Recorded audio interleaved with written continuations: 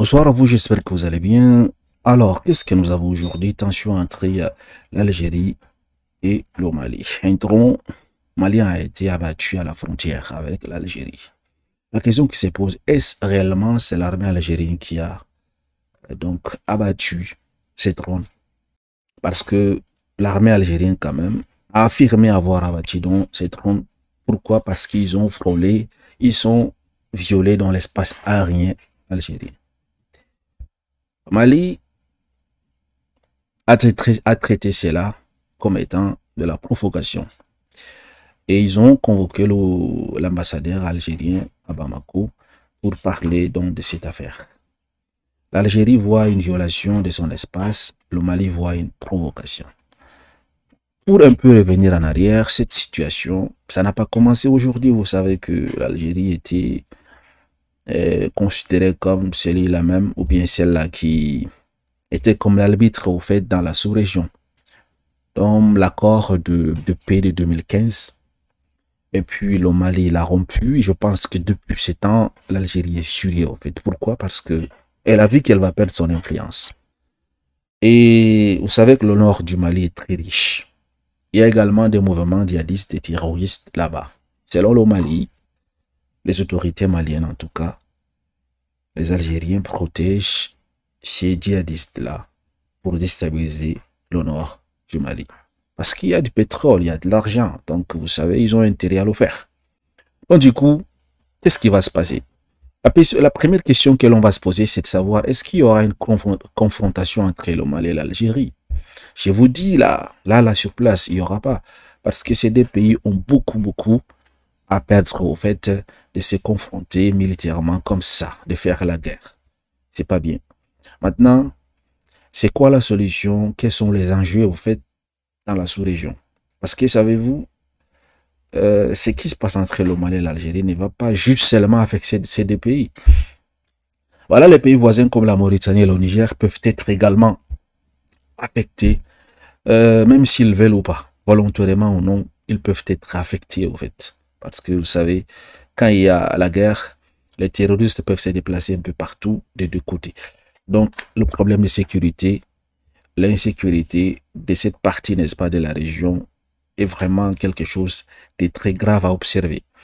Bon, il y a des personnes qui disent, qui proposeraient que l'ONU, les instances internationales comme l'ONU, l'Union africaine prennent, n'est-ce pas, participent à la réconciliation de ces deux. Nous savons tous pour qui ces instances roulent.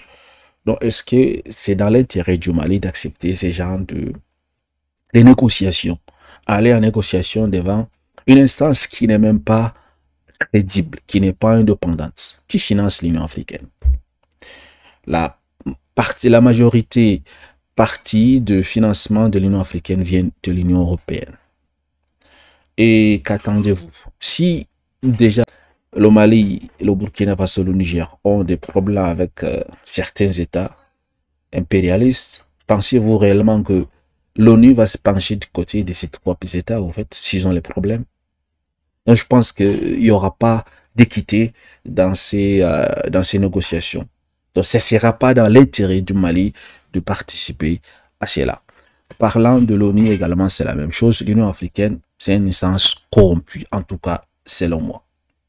C'est quoi l'enjeu des Algériens dans cette histoire? Vous savez, ils se considèrent comme étant des arbitres dans la sous-région et ils ne veulent pas perdre leur influence. Du coup, ils ont du mal à accepter que le Mali retrouve sa souveraineté en tout cas. Ils ont du mal à cela. Il faudra faire avec. Parce que le monde évolue. Et que même la France est partie du Mali depuis 2022. Est-ce que c'est un pays africain, frère, comme l'Algérie, qui va empêcher le Mali donc d'accéder réellement à son indépendance, de contrôler son pays, de ne pas accepter, accepter les directives venant d'un pays voisin? Est-ce que c'est forcé d'accepter les successions que l'Algérie fait aux Maliens? C'est pas forcé au fait. Chacun est libre, chacun est indépendant.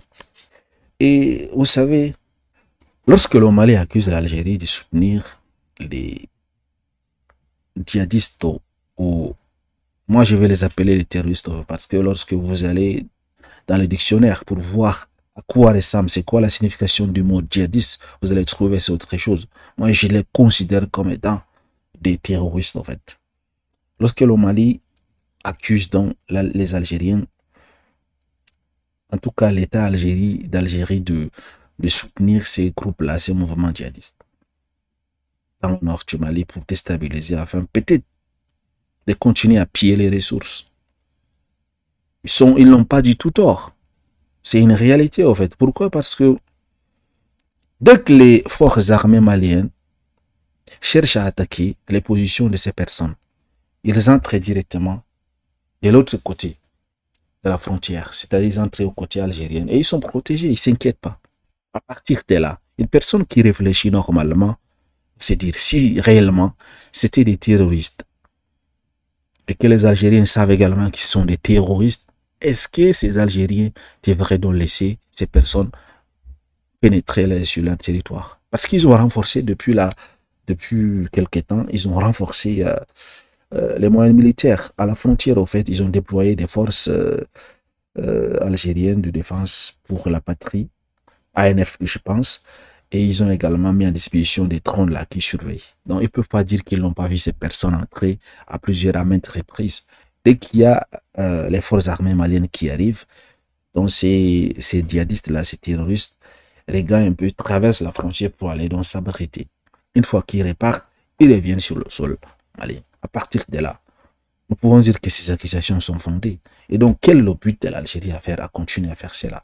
Et si l'Algérie accuse le Mali de violation de leur territoire, alors pourquoi l'Algérie soutient ces groupes terroristes pour déstabiliser, violer le territoire malien? C'est là le souci. C'est quoi la solution dans cette histoire entre ces deux pays-là? Il ne finit pas. Je vous ai dit, la confrontation militaire, c'est pas quelque chose, c'est pas une option à souhaiter, en fait. Je pense que ces deux pays savent qu'ils ont beaucoup à perdre.